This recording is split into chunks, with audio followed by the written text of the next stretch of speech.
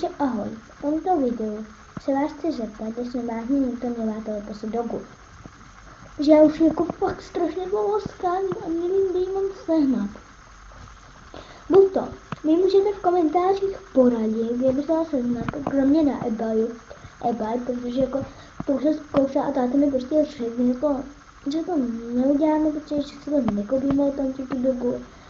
Protože on těmhle cizím těm značkám prostě nevěří. Já nevím proč, já prostě ne. Takže se já chci, že by mě někdo nevyměnil. U mě to jsme prostě na výměnu, ona tak popišela.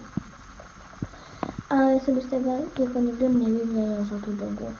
Vyměním vlastně cokoliv. Takže jako předem vám děkuji. Tak teda jako ahoj, no.